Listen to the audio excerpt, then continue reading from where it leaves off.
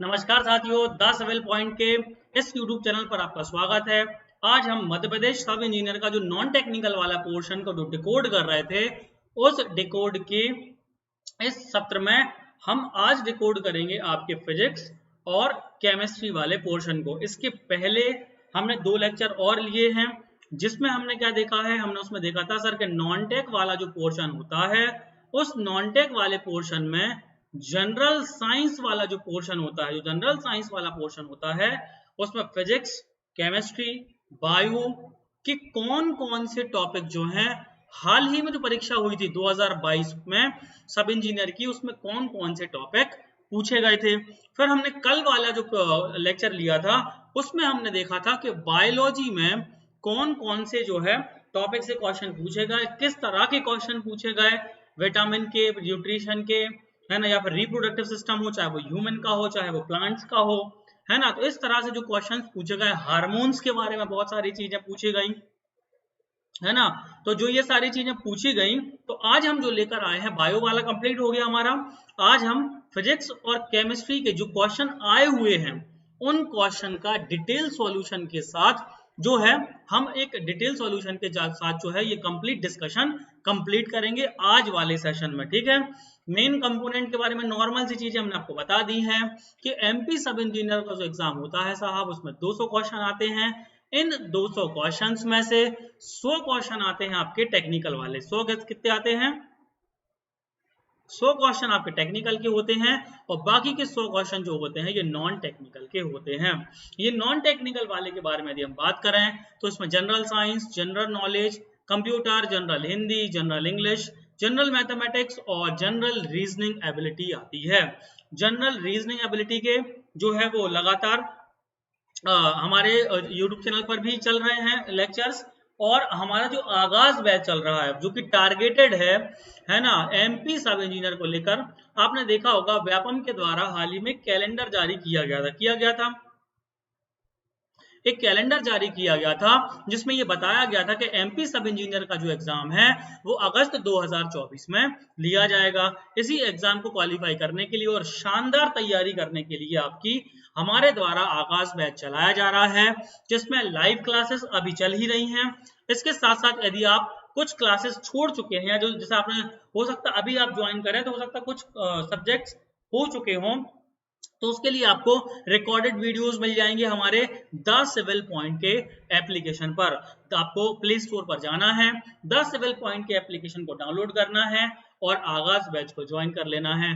अभी आप यदि ज्वाइन करते हैं तो स्पेशल ऑफर 10% ऑफ चल रहा है। कोई भी यदि क्वेरी है आपको आगाज बैच ज्वाइन करने में, तो आप कॉल या व्हाट्सएप दिए गए नंबर पर 9340888429 पर कॉल या व्हाट्सएप कर सकते हैं, ठीक है। इसके साथ साथ आपको 5000 प्लस एमसीक्यूज की एक सीरीज भी मिलेगी, जो कि डिटेल सॉल्यूशन के साथ होगी।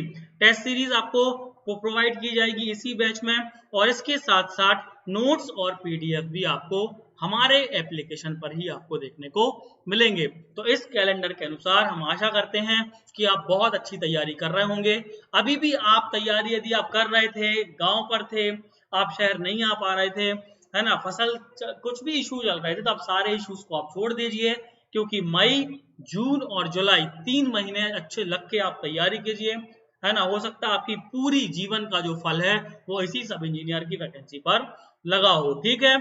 तो नॉन टेक के बारे में हम सारी चर्चा कर चुके हैं कि सर नॉन टेक में 100 क्वेश्चन पूछे जाते हैं, 7 सब्जेक्ट होते हैं, लगभग हर सब्जेक्ट का 14 से 15 नंबर का वेटेज होता है, 14 to 15, ठीक है। हम लेकिन जो स्पेशली चर्चा कर रहे हैं सर, वो चर्चा कर रहे हैं जनरल साइंस के बारे में। जनरल साइंस के बारे में यदि हम बात करते हैं सर, तो बायोलॉजी वाले पोर्शन को हमने अच्छे से कंप्लीट कर लिया था। 2022 में हमने आपको 8 से 10 ऐसे टॉपिक्स आपको बता दिए थे जहां से क्वेश्चंस बहुत ज्यादा मात्रा में पूछे गए, या फिर हम ये कहें कि लगभग हर शिफ्ट में इन्हीं क्वेश्चंस को शफल किया गया। कार्बोहाइड्रेट से क्वेश्चन पूछे गए, प्रोटीन से क्वेश्चन पूछे गए, विटामिन से क्वेश्चन पूछे गए। आज हम डिस्कशन करने वाले हैं फिजिक्स और केमिस्ट्री का, ठीक है। चलिए स्टार्ट करते हैं आज के लेक्चर को। चलो सबसे पहले हम बात कर रहे हैं फिजिक्स वाले पोर्शन की। तो हम जैसा कि आपको पहले भी बता चुके हैं कि जब भी मेरी क्लास आप लेते हैं तो आप बिना पेन कॉपी के मत लीजिए। आप पेन और कॉपी हमेशा रख के बैठना है। पेन और कॉपी में आपको वो टॉपिक लिखते चलना है जो मेरे द्वारा आपको अलग से बताया जा रहे हैं कि ये जो क्वेश्चन आया था साहब, ये इस वाले टॉपिक से आया था। उस पूरे टॉपिक को आपको बहुत अच्छे से रीड कर लेना है। मैंने कल भी आपको बताया था, जिससे मैंने आपको बताया कि बायो में सेल वाले चैप्टर से क्वेश्चन पूछेगा।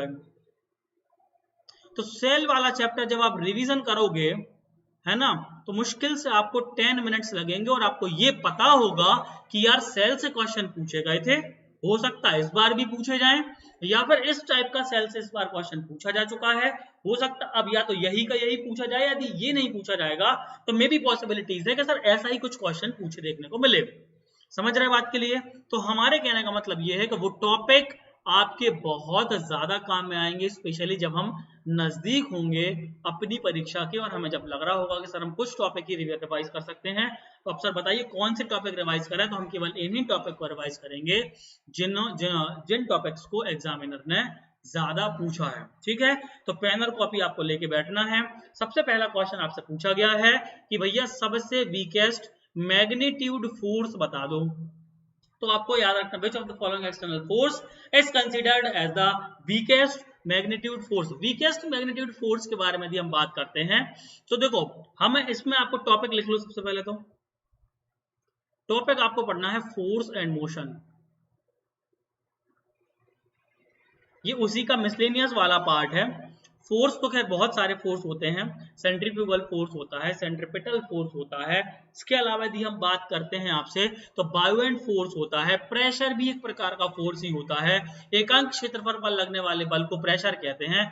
P इक्वल टू क्या होता है, F अपॉन A होता है। इसके बाद यदि अपन सरफेस टेंशन को भी देखते हैं तो वो भी कहीं ना कहीं फोर्स के अंतर्गत आता है। तो फोर्स वाला चैप्टर हमें बहुत अच्छे से पढ़ लेना है। अब यदि वीकेस्ट के बारे में देखो, जनरली हम जब कॉमन सेंस लगाते हैं तो कभी कभी हमारा कॉमन सेंस गलत भी हो जाता है। ग्रेविटेशनल फोर्स सोचो आप, सबसे वीकेस्ट माना जाता है। अब सर आप कहोगे सर तो स्ट्रॉन्गेस्ट कौन सा है? तो जो न्यूक्लियस नाभिक में लगने वाला जो हमारा न्यूक्लियर फोर्स होता है वो सबसे पावरफुल होता है। ये डिटेल सॉल्यूशन है आपका, एक एक करके आप पढ़ेंगे तो आपको बहुत सारी चीजें क्लियर हो जाएंगी। द फोर्स ऑफ ग्रेविटी मतलब gravitational force is very weak attractive long range force with an infinite range that exists between any two mass containing object। हमें लगता है कई बार कि यार पूरा ब्रह्मांड ग्रेविटी से चल रहा है, पृथ्वी पर हम चल पाते हैं ग्रेविटी के कारण, तो नहीं, ऐसा तो नहीं हो सकता। लेकिन जब न्यूक्लियस फोर्स के बारे में बात करते हैं, द स्ट्रॉन्गेस्ट फोर्स के बारे में बात करते हैं, तो हम पाते हैं कि बहुत ज्यादा स्ट्रांग होता है न्यूक्लियर फोर्स को। तो यहाँ पर दो क्वेश्चन आपके तैयार हो गए। सबसे कमजोर फोर्स कौन सा है? ग्रेविटेशनल फोर्स है। सबसे स्ट्रॉन्ग कौन सा है? तो वो है आपका न्यूक्लियर फोर्स। ठीक है, the strong nuclear force also known as strong nuclear interaction is the most powerful of nature's fundamental force. ठीक है, चलो आगे बढ़ते हैं। आगे देखते हैं the waves with the frequency below the audible range. मतलब हमें उस वेव्स की बात बता दो, वो वे तरंगे बता दो जिनको हम अपने कानों से सुन सकते हैं। तो आपको पता होगा कि जो ऐसी जो तरंगे होती हैं वो होती हैं आपकी कौन सी? इंफ्रासोनिक। कौन सी होती हैं? देखो, the wave with the frequency below the audible range. Generally तो हम देखो अल्ट्रासोनिक कौन सी होती हैं? जो देखो आपको तीन कैटेगरी में बांटा गया है। यहां पर हम चर्चा करेंगे साउंड वाले। लिख लेना टॉपिक, आपको क्या लिख लेना है साहब? टॉपिक आपको लिख के चलना है साउंड वेव्स। अब सबसे पहले तो आपको वेव्स पढ़नी है। वेव्स दो प्रकार की होती हैं, एक मैकेनिकल वेव्स, एक नॉन मैकेनिकल वेव्स। एक ऐसी वेव्स होती हैं जिनको ट्रेवल करने के लिए माध्यम की मीडियम की आवश्यकता होती है, और एक ऐसी वेव्स होती हैं जिनको ट्रेवल करने के लिए मीडियम की आवश्यकता नहीं होती है। साउंड कैसी है सर? साउंड मैकेनिकल वेव्स हैं।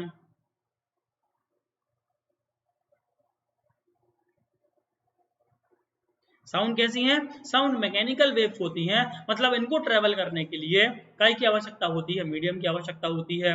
तो इसमें तो हमें कहीं भी आंसर करेक्ट दिखाई नहीं दे रहा है, क्योंकि अल्ट्रासोनिक तो हमें सुनाई देती नहीं है। हालांकि व्यापम ने उसको इंफ्रासोनिक सही नाम दिया है, लेकिन इंफ्रासोनिक वेव बेस जो होती है जो 20 हर्ट्ज से कम आवृत्ति फ्रीक्वेंसी की होती हैं, ये ध्वनि भी मानव को सुनाई नहीं देती हैं। देन आता है ऑडिबल रेंज। ऑडिबल रेंज होती है 20 हर्ट्ज से 20 किलो हर्ट्ज, या फिर इसी को हम लिख सकते हैं 20,000 हर्ट्ज। तो 20 हर्ट्ज से 20,000 हर्ट्ज के बीच की जो ध्वनि होती है ना, उसको हम सुनाई दे सकता है।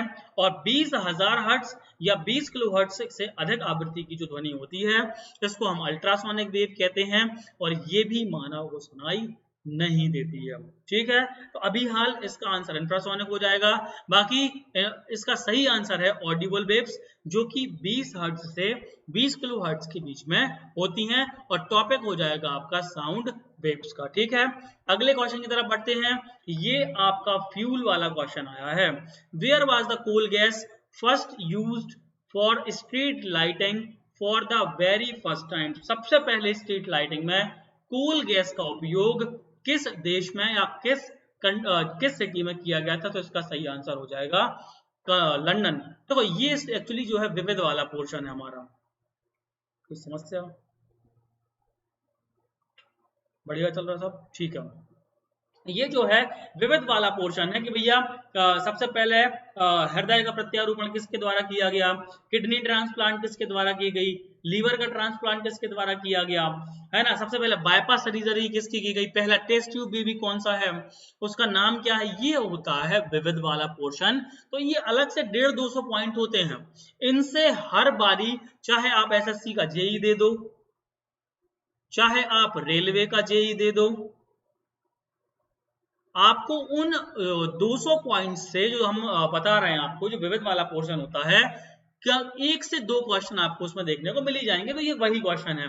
1810 में in 1810 first time coal gas was used for street lighting in London.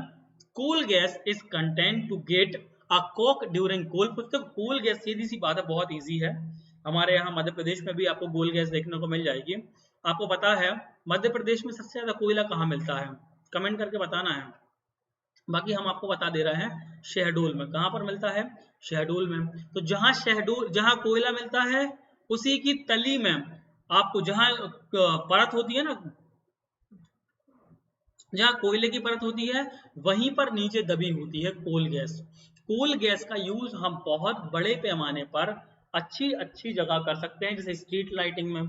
तो स्ट्रीट लाइटिंग में कोल गैस का सबसे पहला प्रयोग लंदन में किया गया था। एक बार मैंने देखा है किसी एग्जाम में ये भी पूछा गया था कि कब किया गया था, तो ये भी आपको याद रख लेना है 1810 में, 1810 में। The main component, coal gas का जो मेन कंपोनेंट होता है साहब, वो होता है हाइड्रोजन, मीथेन और कार्बन मोनोऑक्साइड। ठीक है, तो कभी आपसे पूछ ले कि भैया कोल गैस बताओ काय काय से मिलकर बनी है, तो आप बता देना हाइड्रोजन से, मीथेन से और कार्बन मोनोऑक्साइड से। ठीक है, अगले क्वेश्चन की ओर बढ़ते हैं। Frost point is temperature that is blow. तो टेम्परेचर की जो की बात आई है, तो ये वाला जो आपका टॉपिक है वो है आपका हीट। कौन सा है? आप फिजिक्स में जाओगे तो आप पढ़ोगे, इसको ऊष्मा कहा जाता है। क्या कहा जाता है साहब?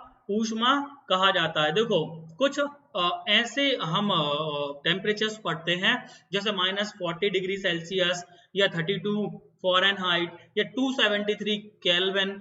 ये कहीं भी लिखे हो ऑप्शंस में, तो मोस्ट प्रोबेबली यही आंसर होते हैं। तो जब हम पढ़ाएंगे हीट आपको, तो उसमें तो बताएंगे ही। अभी हम बता देते हैं, जो फ्रोस्ट पॉइंट होता है, ये एक्चुअली होता है हिमांक बिंदु। क्या होता है?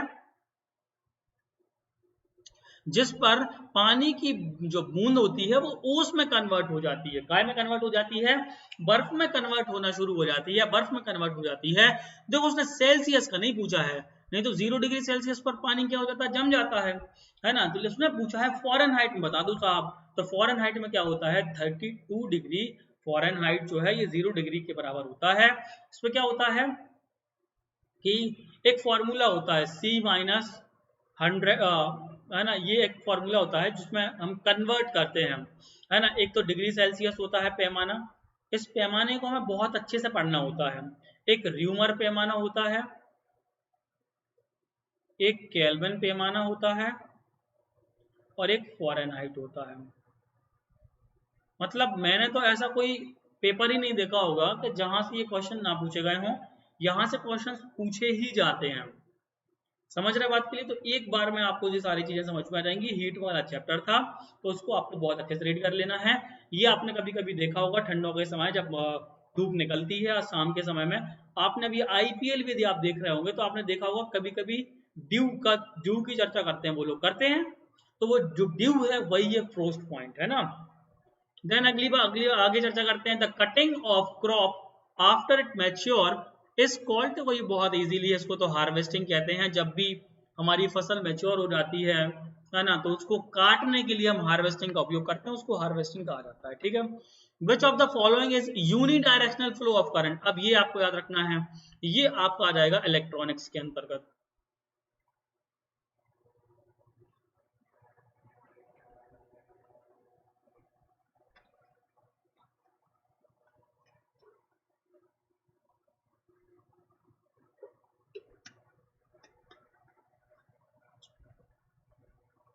देखो ये काय के अंतर्गत आ जाएगा आपका, ये आ जाएगा इलेक्ट्रॉनिक्स के अंतर्गत। देखो फ्लो ऑफ करंट जो होते हैं ये दो प्रकार के होते हैं, एक तो एक ही दिशा में करंट, इसको यूनिडायरेक्शन कहेंगे, एक दिशा में, और एक होता है बाई डायरेक्शनल जिसको दोनों दिशा में कह सकते हैं, दोनों दिशा में, ठीक है। एक वो करंट, एक वो ऐसी धारा जो एक ही दिशा में फ्लो करती है उसको यूनिडायरेक्शनल कहते हैं, एक जो दोनों दिशा में बहती है उसको बाई डायरेक्शनल कहते हैं, है ना। तो ऐसी जो एक दिशा में बहती है वो होता है डायरेक्ट करंट, उसको हम कैपिटल लेटर में डीसी कहते हैं। क्या कहते हैं साहब? डीसी कहते हैं। तो आपने सुना होगा ना, दो प्रकार के करंट होते हैं, एक अल्टरनेटिव करंट होता है जिसको एसी कहते हैं, और एक होता है डायरेक्ट करंट जिसको हम डीसी कहते हैं। तो जो एसी करंट होता है ये दोनों डायरेक्शन में, दोनों दिशा में फ्लो हो सकता है, जबकि एसी के बारे में यदि हम डीसी के बारे में बात करते हैं तो ये यूनिडायरेक्शनल होता है। The unidirectional flow of electric charge is referred to as a direct current. Current flow is one directional only, जो करंट फ्लो होता है काय में, डीसी में, ये होता है one directional. Direct current can flow through conductor like wires, जो वायर वगैरह होते हैं उनके माध्यम से ये क्या करता है, थ्रो करता है। अब इसके साथ साथ हम एक और चीज बता देते हैं, ये लिखा है आपका अल्टरनेटिव करंट, तो अल्टरनेटिव करंट के बारे में पढ़ लो। Alternating current is an electric current that change direction, ये क्या करता है, अपनी डायरेक्शन को चेंज भी कर सकता है ना, पीरियोडिकली, ठीक है, समय के साथ ये आपका चेंज कर सकता है। तो दो प्रकार की करंट होती है, एक एसी करंट होता है, डीसी करंट होता है, उसके बारे में इलेक्ट्रॉनिक्स में हम बहुत अच्छे से पढ़ेंगे। इसमें कुछ और टर्मिनोलॉजी भी होती है, जैसे शंट होता है ना, जैसे इसमें इलेक्ट्रिक हीटर होता है, तो हीटर में पाए जाने वाले फिलामेंट के बारे में बहुत ज्यादा पूछा जाता है ना। शंट के बाद फिर एक अमीटर होता है, उसके बारे में पूछा जाता है। अमीटर के साथ साथ एक वोल्टामीटर होता है जिसके बारे में पूछा जाता है। ये कुछ टर्मिनोलॉजी है इलेक्ट्रॉनिक्स की जो बहुत बेसिक होती हैं, टेक्निकल वाले बच्चे को पता भी होती है, लेकिन हम एक बार रिवाइज करवा देंगे तो आपको बहुत अच्छा हो जाएगा। देखो ये आप मान के चलो कि सिलेक्शन उसी का होना है जिसके 100 में से 75 से 85 आएंगे नॉन टेक वाले पोर्शन में। कहते हैं कि टेक्निकल आपका सिलेक्शन करवाती है तो नॉन टेक आपको आपका डिपार्टमेंट दिलवाती है, और ऐसे बच्चे जिनका टेक्निकल स्ट्रॉन्ग नहीं है उनको नॉन टेक सिलेक्शन करवाती है, ये आपको याद रखना है। देखो हमने आपको 7 सब्जेक्ट बताए थे जिसमें से मैथ्स और रीजनिंग ऐसे सब्जेक्ट्स हैं कि यदि 15 और 14 नंबर के आते हैं तो लगभग 29 में से आप 27 आराम से मार दोगे या 28 भी मार सकते हैं। आपके कोई बच्चा जो होता है जो टेक्निकल वाला वो और स्ट्रॉन्ग होता है इनमें। हिंदी वाली जो चीज होती है इसमें भी अच्छी स्कोर होती है, 2 या 3 नंबर ही कटते हैं, तो 2 नंबर इनमें कट गए, 2 नंबर हम हिंदी में मान लेते हैं। फिर उसके बाद जनरल साइंस आ जाता है, 2 नंबर हम जनरल साइंस में मान लेते हैं। जीके में मैं मान लेता हूँ 5 नंबर कट जाएंगे आपके, समझ रहे बात के लिए, क्योंकि जीके में कुछ भी पूछा सकता है 14 में से। समझ रहे कितने होगा, 1 2 3 4 5, कंप्यूटर और इंग्लिश। तो कंप्यूटर भी आपको अच्छा पढ़ना होगा कि कम से कम 2 या 3 ही गलत हो, 4 गलत लेके मान के चलते हैं, और इंग्लिश भी आपको थोड़ा सा अच्छे से आपको पढ़नी होगी। तो 2 इसमें से कट गए नंबर, तो 2 और 2 4 और 2 6 और 6 5 11 और 4 15, और हम ये मान के चल रहे हैं कि 4 नंबर और कट गए, यदि आपके 5 नंबर और कट गए तो 20। फिर भी आपको 80 नंबर तो लेके आने ही है उस कंडीशन में जिसमें आपका जीके आपसे कम बना है, थोड़ा सा आपसे इंग्लिश भी कम बनी है, लेकिन आपसे कंप्यूटर बाकी के सब्जेक्ट्स आपको बहुत अच्छे से स्ट्रॉन्ग करके जाने हैं। समझ रहे बात के लिए? यदि आप 60 से 65% भी अपना टेक्निकल कर लेते हैं तो आपका सिलेक्शन हो जाएगा। और ये जो आपकी स्ट्रेटजी है, ये आपकी मैप होना चाहिए दिमाग में। यदि आपके दिमाग में ये मैप है तो आपका सिलेक्शन होगा, ये कोई नहीं रोक सकता। समझ रहे? आगे बढ़ते हैं। किसी सिलेक्टेड बंदे ने कहा है कि यदि 200 पोस्ट निकलती हैं, यदि बात कर रहा हूं मैं, 2000 भी निकल सकती हैं, 50,000 भी निकल सकती हैं, कोई भी विभाग 500 पोस्ट निकलती हैं किसी भी विभाग में, कोई भी वैकेंसी हो, चाहे वो कांस्टेबल हो से लेकर चाहे वो एमबीबीएससी हो चाहे वो यूपीएससी हो, 500 लोग सिलेक्ट नहीं होते हैं, उनकी 500 स्ट्रेटजियां सिलेक्ट होती हैं। पता है, 500 स्ट्रेटजी रणनीतियां सिलेक्ट होती हैं, क्योंकि 500 बच्चा जो यदि वैकेंसी थी और 500 बच्चे सिलेक्ट हुए हैं तो 500 ही जो स्ट्रेटजी थी वो बहुत स्ट्रांग होंगी एज कंपेयर टू अदर जो बच्चा सिलेक्ट नहीं हुआ है। और एक बात और मैं कहता हूं कि यदि कोई बच्चा फेल हुआ है तो वो फेल नहीं हुआ है, उसकी रणनीति फेल हुई है। यदि वो रणनीति बदल लेता है, स्ट्रेटेजी चेंज कर लेता है तो वो सिलेक्ट होगा ही, इसको कोई नहीं रोक सकता उसको। चलिए आगे बढ़ते हैं। Which of the following is treated as a real object? Real object कब बनता है? तो ये जो टॉपिक है आपका, ये टॉपिक है साहब आपका मिरर वाला, और मिरर वाला कोड जो टॉपिक है ये आता है आपका लाइट के अंतर्गत, और लाइट वाला जो चैप्टर आता है वो आता है वेव्स के अंतर्गत। इसका मतलब आपका वेव्स वाला जो चैप्टर है वो बहुत बड़ा है और इनको बहुत अच्छे से पढ़नी है। हमने भी बताया था आपको वेव्स दो प्रकार की होती हैं, एक मैकेनिकल वेव्स होती है और एक नॉन मैकेनिकल वेव्स होती है। वेव्स के बारे में यदि हम बात कर रहे हैं, जो मैकेनिकल वेव्स होती हैं इनको ट्रेवल करने के लिए मीडियम की आवश्यकता नहीं होती है, तो लाइट एक मैकेनिकल वेव है। वहीं एक होती है नॉन मैकेनिकल वेव, जिनको नहीं नॉन मैकेनिकल वेव्स है लाइट, मैकेनिकल वेव्स को ट्रेवल करने के लिए मीडियम की आवश्यकता होती है। ठीक है, तो मिरर वाले ऑब्जेक्ट से पूछा गया है। मिरर में यदि हम बात करते हैं तो मिरर दो प्रकार के होते हैं, एक कॉनकेव मिरर होता है और एक कॉन्वेक्स मिरर होता है। तो कॉनकेव जो होता है इसकी 6 कंडीशन बहुत बारी है ना, चाहे वो एसएससी का जेई हो चाहे रेलवे का जेई हो, बहुत बार पूछी गई हैं। और कॉन्वेक्स की भी 2 कंडीशन होती हैं, ये भी बहुत बार पूछी जा चुकी हैं, तो इनको हम बहुत अच्छे से पढ़ने वाले हैं। इसका आंसर हो जाएगा B, the point object from where the incident ray diverge.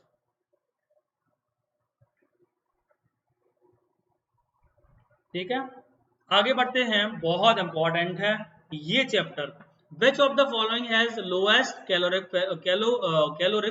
Calorific value? है ना, जी भी है ना, हो जाता है। ये वाला जो टॉपिक है इसको हम कहते हैं फ्यूल। हिंदी माध्यम के विद्यार्थी इसको लिखेंगे ईंधन। ये वाले चैप्टर जनरली आपको नहीं पढ़ाए जाते और ना ही कभी ये बताया जाता है कि सर इससे ये क्वेश्चन पूछा गया। देखो, कैलोरीफिक वैल्यू में मुश्किल से ये 15 मिनट का चैप्टर है, लेकिन सोचो आप ये क्वेश्चन जिसका भी सही गया होगा वो सिलेक्ट हो गया होगा, क्योंकि ऐसे कुछ क्वेश्चन पूछे जाएंगे, ऐसे कुछ टॉपिक आएंगे जो केवल प्रीवियस ईयर में दिखाई देते हैं। फ्यूल जो है ये फिजिक्स का चैप्टर है ना, ये बहुत कम आपको देखने को मिलेगा एग्जाम्स में, लेकिन पूछा जाता है। कैलोरीफिक वैल्यू जिसकी जितनी लोएस्ट होती है उसको जलाने में उतनी तकलीफ होती है, उसको आग लगाने में उतना ही हमें समय लगता है। पेट्रोल में समय लगेगा, पेट्रोल में आप लगाओगे झट से आग लग जाएगी। कोयले में आपको समय लगेगा, कोयले में आप जैसे ही आग लगाओगे तुरंत कोयला आग पकड़ता है। लकड़ी सूखी व सूख, गीली की चर्चा नहीं कर रहे हम, तो लकड़ी की चर्चा कर रहे हैं हम। लकड़ी यदि है तो उसको आप झट से क्या करोगे, चालू कर सकते हो। लेकिन काऊ डंग केक, जिसको हम गोबर कहते हैं हमारे बुंदेलखंड में, और मे भी पॉसिबिलिटीज है कि ऑल एमपी में इसको गोबर ही कहते होंगे, जो गोबर के उपले होते हैं उनको कहते हैं। जो कंडे जिसको हम कहा जाता है, एक्चुअली इसको कंडे कहते हैं। क्या कहते हैं हमारे यहाँ? उनका इन तीनों के कंपैरिजन में हम बात कर रहे हैं। पेट्रोल, कोल और वुड, इनके कंपैरिजन में सबसे कम कैलोरीफिक वैल्यू जो होगी वो काऊ डंग केक की होगी, मतलब झट से इसमें आग जो है वो नहीं लगेगी। तो यहाँ पर दो चीजें हम आपको कंफर्म कर देते हैं। एक तो टॉपिक बेटा अच्छे से याद रख लेना है कि फ्यूल वाला जो चैप्टर है वो हम अच्छे से पढ़ के जाएंगे, कैलोरीफिक वैल्यू वाला चैप्टर बहुत अच्छे से पढ़ के जाएंगे, लोएस्ट कैलोरीफिक वैल्यू आप समझ गए जिसमें झट से आग ना लगे, आप कभी भी कोई भी आपके ऑप्शन में होगा आप समझ जाएंगे। तो यहाँ पर सही आंसर काऊ डंग होगा। लेकिन एक बहुत फेमस क्वेश्चन मैं आपको बता देता हूं, ये है लोएस्ट कैलोरीफिक वैल्यू और एक होता है हाईएस्ट। हाईएस्ट कैलोरीफिक वैल्यू जो है वो होती है हाइड्रोजन की। किसकी होती है? इसलिए तो इसको स्वच्छ ईंधन कहते हैं। क्या कहते हैं? कि हाइड्रोजन जो है इसको फ्यूचर फ्यूल कहा जाता है। ये क्वेश्चन यहीं से पूछे जाते हैं। हाइड्रोजन को भविष्य का ईंधन क्यों कहा जाता है? Because it have contain highest calorific value. झट से आप पकड़ लेता है। कैलोरीफिक वैल्यू क्या होती है, समझो इसको। Calorific value is the amount of heat energy present in fuel and which is determined by the complete combustion, मतलब जो पूरा दहन हो जाता है of specific quantity at constant pressure and in normal, सामान्य अवस्था में, सामान्य कंडीशन में वो जो है कितनी तेजी से अपनी एनर्जी जो है वो करता है, चला लेता है, या फिर खुद को, ऐसा कुछ उसमें अपन कह सकते हैं। एक और चीज याद रखने की है, कैलोरीफिक वैल्यू लोएस्ट अभी इसकी काऊ डंग की है। इसकी यूनिट जो होती है वो होती है किलो जूल पर किलोग्राम, और hydrogen is the highest which is 1.5 lakh kilo joule पर किलोग्राम। ये दो तीन चीजें यहाँ पर याद रखोगे, टॉपिक भी याद रखोगे। An average human being can hear sound of minimum frequency, ये हम पढ़ चुके हैं।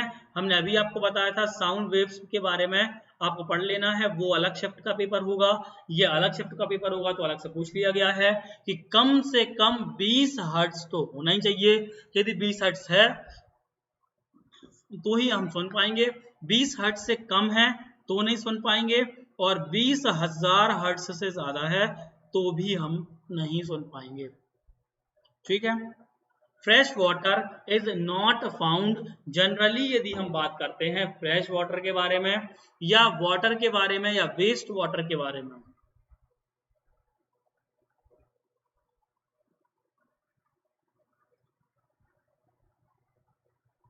वेस्ट वाटर टॉपिक के बारे में यदि हम बात करते हैं साहब, तो वेस्ट वाटर का जो टॉपिक होता है, ये टॉपिक हमें केमिस्ट्री में देखने को मिलता है जनरली। देखो, हमने आपको बताया था वाटर की में हार्डनेस होती है, दो प्रकार की हार्डनेस पाई जाती है। एक हार्डनेस पाई जाती है टेम्परेरी और एक पाई जाती है परमानेंट हार्डनेस। ठीक है। इसी तरह से वेस्ट वाटर में इम्प्योरिटीज भी अलग अलग होती हैं, टेम्परेरी इम्प्योरिटीज होती हैं और परमानेंट इम्प्योरिटीज होती हैं। उन दोनों इम्प्योरिटीज को अलग करने की भी अलग अलग, जो है ना, टेम्परेरी इम्प्योरिटीज हैं तो उनकी प्रोसेस अलग होगी, यदि टेम्परेरी है और परमानेंट इम्प्योरिटीज है तो उसकी अलग होगी।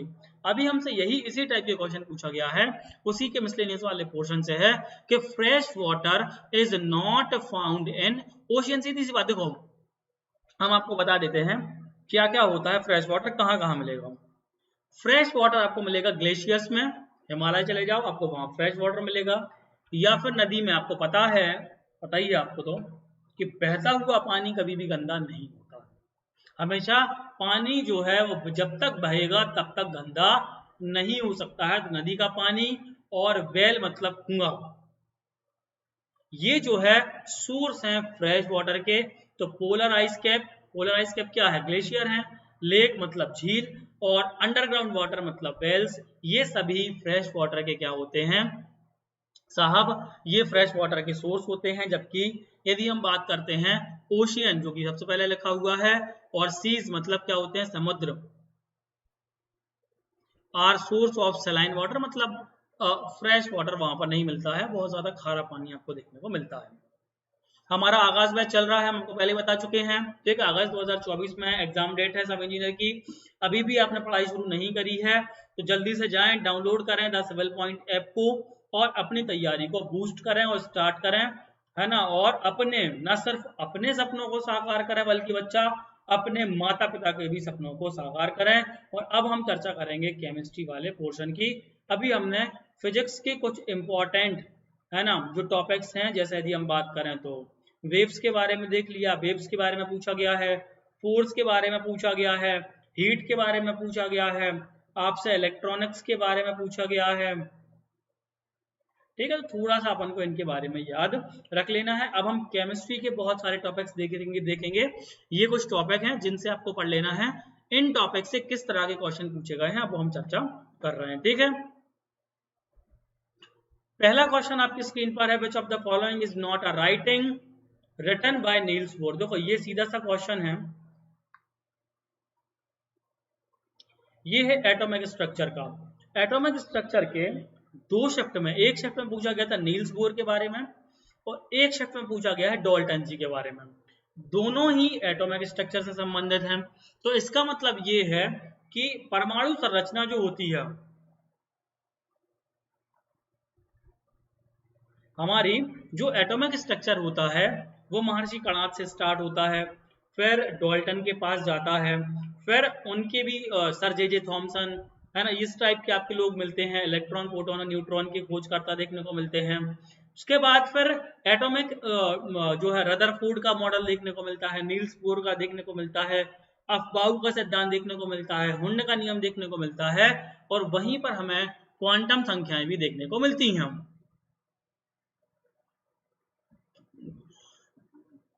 ठीक है, तो ये सारी चीजें चूंकि कंसीडर करी गई हैं एमपी सब इंजीनियर में, तो हम आपको पढ़ाएंगे और आपको बहुत अच्छे से उसको पढ़ लेना है। ठीक है, तो इसका सही आंसर हो जाएगा the corpuscular theory of matter. Matter की जो कार्पसलर थ्योरी है, कण सिद्धांत है, वो सर जे थॉमसन के द्वारा दिया गया था।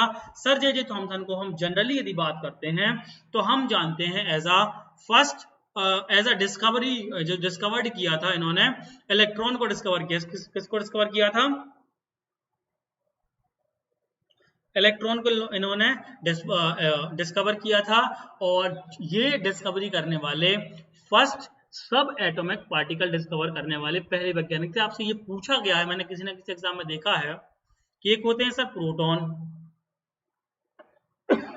सॉरी,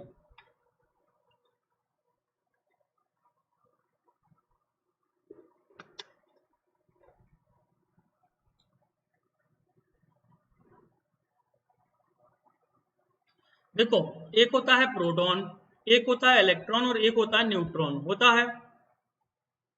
देखो प्रोटॉन की खोज गोल्डस्टीन ने करी थी, इलेक्ट्रॉन की खोज सर जे थॉमसन ने करी थी, और न्यूट्रॉन की खोज चैडविक ने करी थी। तो हम, मुझे याद है ये पूछा गया था कि सबसे पहले किस सब एटॉमिक की खोज करी गई थी, तो ये भी आपको याद रखना है, इलेक्ट्रॉन की खोज सबसे पहले करी गई थी, और ये खोज करी गई थी साहब सर जे थॉमसन के द्वारा, और उन्हीं के द्वारा फिर बाद में कार्पसोलर थ्योरी भी दी गई थी, जो कि मैटर से संबंधित है, कण से संबंधित है। और नील्स बोर के द्वारा जो है ये बाकी तीन दिए गए होंगे, theory of spectra and atomic constitution, atomic theory of quantum theory, है ना, atomic theory to quantum theory, the description of nature to early work. हालांकि नील्स के बोर के बारे में तो ऐसा कहा जाता है कि ये बहुत बड़े भौतिक वैज्ञानिक तो थे ही, इसके साथ साथ ऐसा कहा जाता है बहुत बड़े फिलोसफर भी थे। फिलोसफर समझते हैं, ऐसा कहा जाता है कि बहुत बड़े नील्स बोर जो है फिलोसफर भी थे, है ना, तो हो सकता है कि ये जो नेचर वाली डिस्क्रिप्शन है ये फिलोसफी से संबंधित हो। ठीक है, आगे बढ़ते हैं। Which among the following is responsible for depletion of ozone layer. तो ये ओजोन लेयर वाला जो चैप्टर है ये केमिस्ट्री का है, और ये आपको याद रखना है, ओजोन लेयर के बारे में थोड़ा सा अपन को पढ़ना होता है। आपको पता है क्लोरीन गैस से बहुत दिक्कत है हमारी ओजोन को, है ना, क्लोरोफ्लोरोकार्बन, कार्बन डाइऑक्साइड, क्लोरीन, ये कुछ ऐसी चीजें हैं जिनसे जो है डिप्लेशन बहुत ज्यादा हो रहा है। ओजोन लेयर के बारे में हम एक्स्ट्रा जानकारी के बारे में हम बात करते हैं, तो ओजोन लेयर जो है स्ट्रेटोस्फीयर में पाई जाती है। आपको पता है वायुमंडल की संरचना, स्ट्रक्चर ऑफ एटमॉस्फेयर।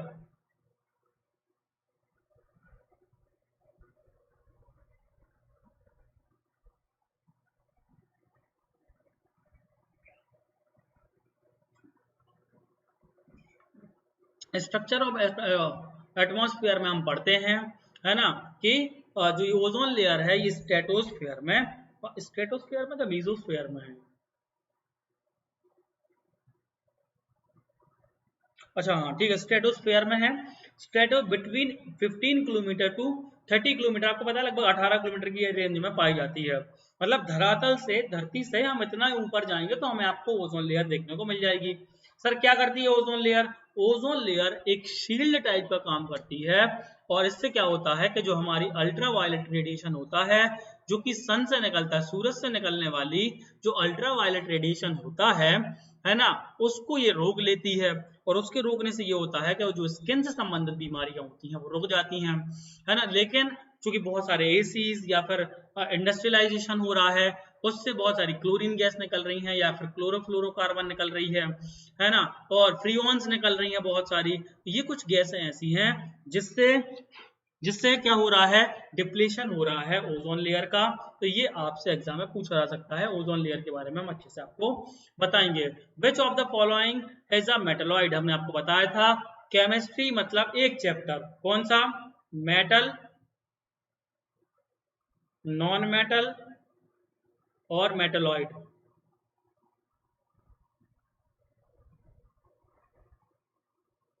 ठीक है, मेटल, नॉन मेटल और मेटलॉइड, ये जो है बहुत इंपॉर्टेंट, मोस्ट ब्यूटीफुल, सब कुछ यही है, केमिस्ट्री की बेस यही है। मैं तो ये कहूंगा यदि आप कुछ भी नहीं पढ़ना है तो आप एटॉमिक स्ट्रक्चर पढ़ लीजिए शुरू वाला, और उसके साथ साथ आप मेटल नॉन मेटल को बहुत अच्छे से पढ़ लीजिएगा, क्योंकि बड़ा चैप्टर भी है और उसी में आपको पीरियोडिक टेबल भी पढ़नी होती है। तो मेटलॉइड क्या है? आपका बोरॉन है। तो मेटलॉइड कौन से एलिमेंट होते हैं? ऐसे एलिमेंट होते हैं whose property are between those metal and non metal. मतलब क्या होता है, धातु की तरह भी काम करते हैं, अधातु की तरह भी काम करते हैं, या फिर हम ये कहें धातु और अधातु के बीच की प्रॉपर्टीज दर्शाने वाले जो मेटल होते हैं उनको हम उपधातु कहते हैं। क्या कहते हैं? उपधातु कहते हैं, और मेटलॉइड उनको कहा जाता है। ये बहुत इंपॉर्टेंट है, ये नहीं होंगे तो सेमीकंडक्टर नहीं होंगे। और आपको पता होगा सेमीकंडक्टर पर आज की दुनिया टिकी हुई है। ये मैं जो लैपटॉप लेके चल रहा हूँ, ये पूरा जो आप स्टूडियो देख रहे हैं, बहुत सारी चीजें सेमीकंडक्टर से बनी होती हैं। तो ये आपको याद रखना है।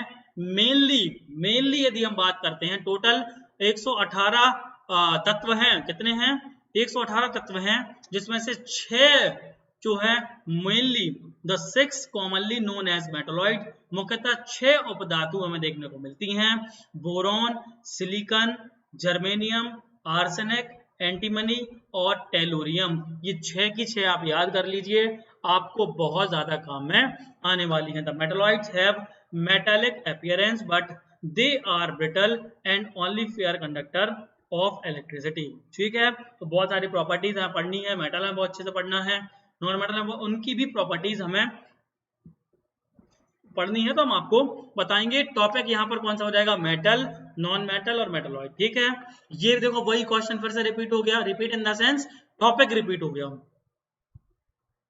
टॉपिक हमारा यही होगा, which of the following metal is not lustre. Metal, non metal और मेटलॉइड वाले चैप्टर में कम से कम आपको 100 जो है वो वन लाइनर में आपको पढ़ाऊंगा और दूंगा भी, और इसके बहुत सारे एमसीक्यूज भी करवाऊंगा। आपको 100 वन लाइनर याद करने हैं। सबसे ज्यादा इलेक्ट्रोमैग्नेटिक किसके पास होता है? सबसे ज्यादा परमाणु त्रिज्या किसकी होती है? ऐसी 100 चीजें होंगी। ये कुछ एक्सेप्शनल केस होते हैं। देखो जनरली मेटल की प्रॉपर्टी जो होती है वो होती है, आप पढ़ोगे कि मेटल आर लस्टर, उनमें चमक होती है। सामान्यतः धातुएं कैसी होती हैं? चमकशील होती हैं। लेकिन लेड एक ऐसी धातु है जो जिसमें चमकना नहीं होता है। Almost all metal have lustre, मतलब चमक होती है। However lead is non lustre. तो हम आपको 4-5 ऐसे मेटल, नॉन मेटल बताएंगे, वो कहीं भी लिखे हों, जैसे लेड हो गया, मरकरी हो गया। ये कुछ एक देखो, मरकरी के बारे में एक्सटर्नल केस क्या लिखा है? प्रॉपर्टी ऑफ मेटल्स, मेटल कैसे होते हैं? मेलिबल होते हैं, डक्टाइल होते हैं, गुड कंडक्टर होते हैं इलेक्ट्रिसिटी के, लस्टर शाइनी होते हैं, पॉलिश्ड कर सकते हैं। Metal are solids at room temperature, मतलब जो हमारा सामान्य तापमान होता है कमरे का, उस स्थिति में कैसे होते हैं, सॉलिड होते हैं, ठोस होते हैं। किसको छोड़कर, मरकरी को छोड़कर। तो ये भी जैसे अभी इसने लस्टर का पूछ लिया, ऐसे पूछ सकता है कि बताओ विच of the following metal is not solid. समझ रहे हैं, ये ऑप्शन दे दे तो आप मरकरी टिक लगा के आ जाना। ठीक है, मेटल आर टफ होते हैं, कठोर होते हैं, स्ट्रांग होते हैं। ठीक है, तो ये अपन को याद रख लेना, ये सारी चीजें हम आपको और भी आगे बताने वाले हैं।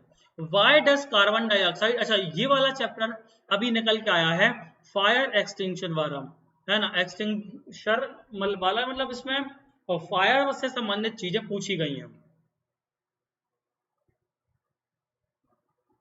फायर से संबंधित चीजें कैसी पूछी गई हैं कि 2-3 क्वेश्चन के बारे में यहां पर देखने को मिलेगा। कार्बन डाइऑक्साइड का यूज हम अपने फायर वाहनों में क्यों करते हैं? It is highly acidic in nature. नहीं बिल्कुल सर, ऐसा एसिड का कोई लेना देना नहीं है। It is more flammable than oxygen. नहीं सर, यदि फ्लेमेबल होता तो हम यूज ही नहीं करते। It is lighter than oxygen. नहीं सर, ये भी नहीं है, यदि लाइटर होता तो आग लग जाती। It is heavier than oxygen. It is most important, है ना, ये जो है आपका बिल्कुल सही हो जाएगा। ऑक्सीजन से कार्बन डाइऑक्साइड कैसी होती है? भारी होती है। ये आपको मैं अभी बता देता हूं, ये चैप्टर यहीं पर खत्म कर दिया मैंने। फायर इज कॉज्ड, फायर जो होती है मतलब आग जब लगती है उसके साथ 3 कारण होते हैं मेनली। एक तो फ्यूल, पेट्रोल, डीजल, कुछ भी और भी हो सकता है। उसके साथ साथ ऑक्सीजन की उपस्थिति, आपको पता होगा बिना ऑक्सीजन के आग संभव नहीं है, और ऊष्मा। ठीक है, अब क्या होता है, कोई में if one of the 3 elements is remove, free fire will stop. कोई भी यदि एक को आप स्टॉप कर दोगे तो आपकी जो है रुक जाएगी। कोई भी यदि एक भी चीज को आप हटा दोगे ना तो आग नहीं लगेगी। तो carbon dioxide remove one element that is oxygen, oxygen को रिप्लेस कर देती है कार्बन डाइऑक्साइड। क्यों करती है, वही इसमें क्वेश्चन में पूछा गया था। इसका आंसर क्या हो जाएगा कि carbon dioxide being heavier than oxygen cover the fire like a blanket, मतलब एक कंबल की तरह काम करती है ना, आग के कंबल की तरह काम करती है कार्बन डाइऑक्साइड, इसलिए जो है इसको हम फायर वाहनों में यूज करते हैं। ठीक है, आगे बढ़ते हैं। Which of the following chemical compound bio magnification, बहुत इंपॉर्टेंट, नहीं सुना होगा आपने बायो मैग्निफिकेशन के बारे में। बायो मैग्निफिकेशन एक प्रोसेस है। इसमें क्या होता है साहब कि जो खाद्य श्रृंखला, उसको हम क्या कहेंगे इंग्लिश में, जो चेन प्रोसेस होती है ना, चूहे बिल्ली को खाएंगे, बिल्ली चूहे को खाएगी, बिल्ली को हिरन खाएगा, हिरन को शेर खाएगा, इस तरह से पूरी चेन चलती है। तो क्या होता है कि जैसे कोई भी कीटाणु, कोई भी चीज है ना, केमिकल कंपाउंड, मान के चलो कि कोई भी चूहा जहर खा गया, उसकी डेथ हुई थी, और वो यदि चूहा कोई बिल्ली खा ले तो कुछ जहर उस बिल्ली के अंदर चला जाएगा, कुछ, अब वो जहर जो बिल्ली के अंदर चला गया है, वो जहर जब बिल्ली मरेगी तो उसका कुछ हिस्सा हिरन के पास भी चला जाएगा, फिर वो हिरन जब शेर के पास, तो ऐसी चीजें जब कंटिन्यू चलती जाती हैं तो उसको कहते हैं बायो मैग्निफिकेशन। आपने सुना होगा कि डाइक्लोफेनेक,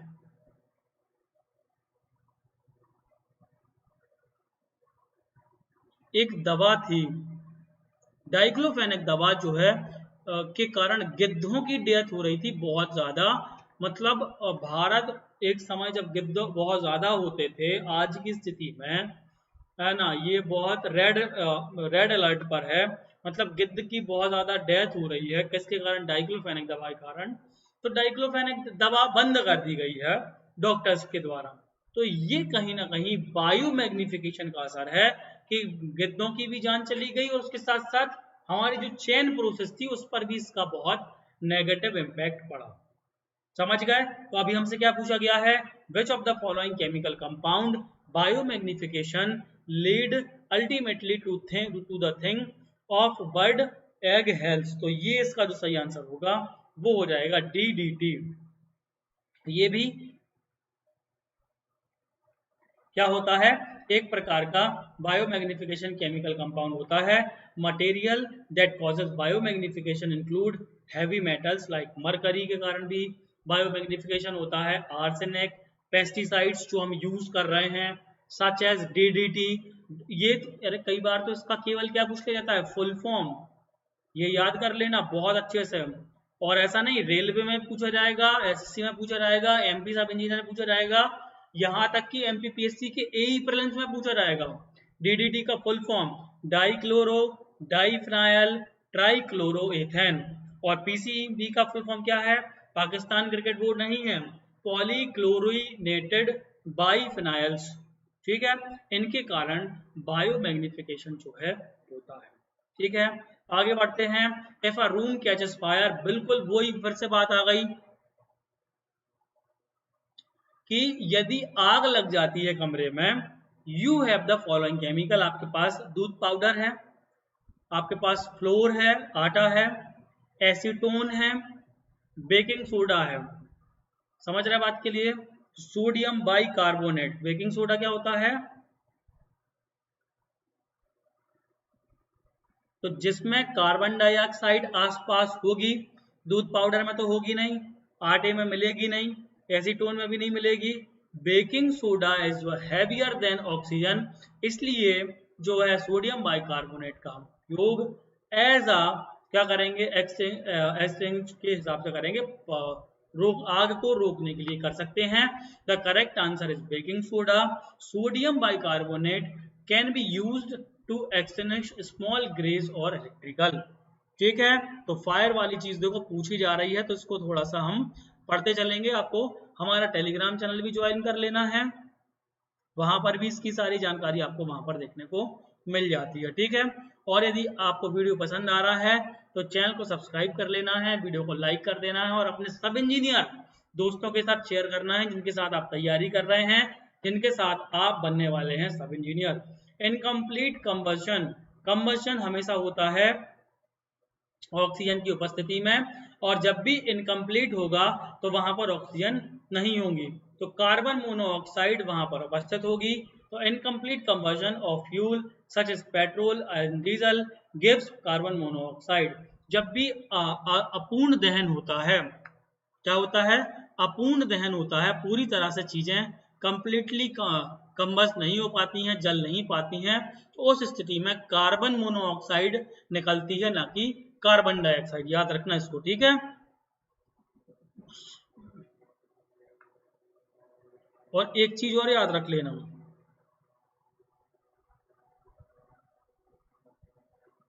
कि अपूर्ण दहन जब होता है तो कार्बन मोनोऑक्साइड निकलती है, और जब पूर्ण दहन होता है तो 90% चांस है कि वहां पर आपको कार्बन डाइऑक्साइड देखने को मिलेगी। Why is sodium kept immersed in a kerosene oil, बहुत इजी क्वेश्चन है, इसमें तो कोई दिक्कत की बात होना ही नहीं चाहिए। सोडियम को हम केरोसिन के तेल में रखते हैं because it is highly reactive. आपको याद रखना है, जब तक कोई भी रिएक्ट नहीं होता है, जैसे आपको मान के चलो कि किसी ने थप्पड़ मारा, आपको किसी ने गाली दी, अब आप रिएक्ट कैसे करते हो यही डिपेंड करता है। आप उसने गाली दी तो आपने भी उसको थप्पड़ मार दिया, तो ये रिएक्शन है, समझ रहे, ये क्या है, रिएक्शन है। तो आपको याद रखना है because it is highly reactive, जैसे ही कोई मेटल रिएक्ट करता है तभी वो फ्लेमेबल रहेगा। ऐसा नहीं कि because it is highly flammable, मतलब बहुत ज्यादा आग तब पकड़ेगा जब वो रिएक्ट करेगा, समझना बात के लिए, ठीक है। तो ए इसका बिल्कुल सही आंसर हो जाएगा। रिएक्टिविटी सीरीज ऑफ मेटल ये मैंने आपको प्रोवाइड कर दी है ना, इसकी पीडीएफ आपको मिल जाएगी। पोटेशियम और सोडियम जो है ये मोस्ट रिएक्टिव एलिमेंट होते हैं।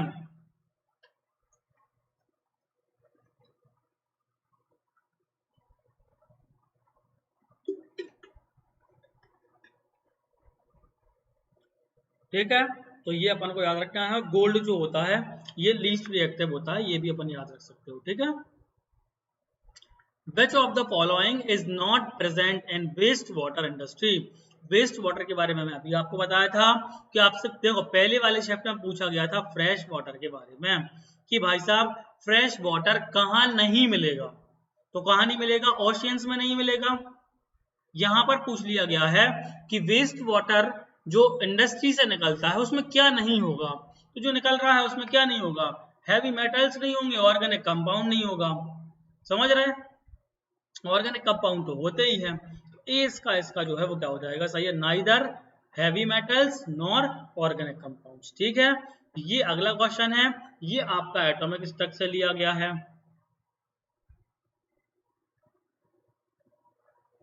कहां से लिया गया है, परमाणु। देखो पहले हमने देखा नील्स बोर के बारे में, नील्स बोर के परमाणु एटॉमिक स्ट्रक्चर के बारे में पूछा गया। अब पूछ लिया गया है डाल्टन के परमाणु सिद्धांत के बारे में, तो ये चैप्टर हमें बहुत अच्छे से पढ़ लेना है।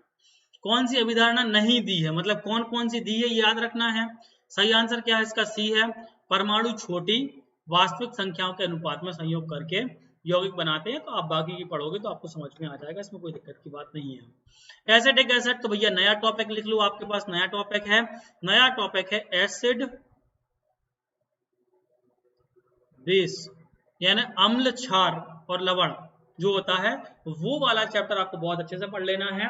हमसे पूछा गया है कि बताओ एसिटिक एसिड इनमें से कहाँ मिलेगा, कर्ड स्पिनेक में मिलेगा, लाइम वाटर में मिलेगा, विनेगर में मिलेगा, या आंट्स स्टिंग में मिलेगा, चींटी के डंक में मिलेगा। बहुत इंपॉर्टेंट है, देख लेना भाई साहब। विनेगर इसका सही आंसर है, इसकी पूरी तालिका हमने आपको प्रोवाइड कर दी है।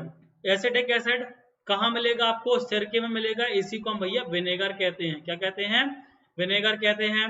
एसिटिक एसिड मिलेगा। ये जो चींटी का डंक की चर्चा हो रही है इसमें होता है फार्मिक एसिड। क्या होता है, फार्मिक एसिड होता है। लाइम वाटर जिसकी चर्चा कर रहे हैं हम, नींबू, इसमें होता है साइट्रिक एसिड। कौन सा एसिड होता है, साइट्रिक एसिड होता है। कर्ड जिसकी चर्चा कर रहे हैं ये दही की, इसमें होता है लैक्टिक एसिड। समझना, एसिटिक एसिड सबसे विनेगर में है ना, फार्मिक एसिड चींटी में, लाइम में साइट्रिक, और दही में लैक्टिक एसिड होता है। इसके अलावा पालक में ऑक्जेलिक एसिड होता है। आंवला मोस्ट इंपॉर्टेंट, आंवले के बारे में बहुत पूछा जाता है। तो आंवला एस्कार्बिक एसिड होता है, और इमली और अंगूर में टार्ट्रिक एसिड होता है। इसके अलावा आपको याद रखना है सेब के बारे में, सेब में होता है मैलिक एसिड। कौन सा होता है, मैलिक एसिड होता है। बाकी ये जो तालिका मैंने आपको दी है, ये टेबल दी है, इसमें से आप पढ़ लोगे तो सारे एसिड आपको एक बार में ही क्लियर हो जाएंगे। हाइड्रोजन रिलीजेस, ये भी फ्यूल से ही है। देखो फ्यूल से एक क्वेश्चन पूछा गया था, ये भी हाइड्रोजन वाले मोस्ट ऑफ क्वेश्चन या तो मेटल नॉन मेटल से है। कहां से है, मेटल और नॉन मेटल से, या फिर फ्यूल से है। ठीक है, तो हाइड्रोजन रिलीजेस विच है गैस व्हेन बर्न, तो हाइड्रोजन रिलीज होती है कौन सी गैस जब बर्न की जाती है, तो वाटर वेपर, जब भी जलवाष्प को निकलती है तो हाइड्रोजन गैस भी निकलती है। Pure hydrogen gas burn in air, मतलब जो शुद्ध हाइड्रोजन होती है वो जलती है हवा में, where it combine with oxygen to make water and produce heat. ठीक है, तो हाइड्रोजन के बारे में या फिर फ्यूल के बारे में थोड़ा सा हम पढ़ लेंगे तो ये पूछा जाएगा। ये थोड़ा सा बी मेटल वाला क्वेश्चन है। देखो हमने आपको बताया मेटल भैया मोस्ट इंपॉर्टेंट है। ठीक है, धातु और अधातु। Which of the following metal would melt if kept on palm, मतलब हथेली पर यदि उसको हम रखते हैं तो वो मेल्ट हो जाएगी, मेल्ट हो जाएगी। कौन सा मेटल है, जर्मेनियम, इंडियम, गैलियम या फिर कॉपर। तो गैलियम और सीजियम, एक और याद रख लेना, ये दो ऐसे मेटल होते हैं जिनको आप अपने गद्दी पर रखते हो, पाम पर रखते हो, तो वो क्या हो जाएंगे, मेल्ट हो जाते हैं। तो मोस्ट इंपॉर्टेंट है gallium melts when kept on palm, it is because they have a very low melting point. तो ये भी पूछा सकता है कि बताओ दिए गए मेटल्स में सबसे लो मेल्टिंग पॉइंट किसका होता है, तो बच्चा आपको बता देना है गैलियम का। Thank you so much. कैसा लगा आपको हमारा वीडियो, कमेंट करके जरूर बताना है।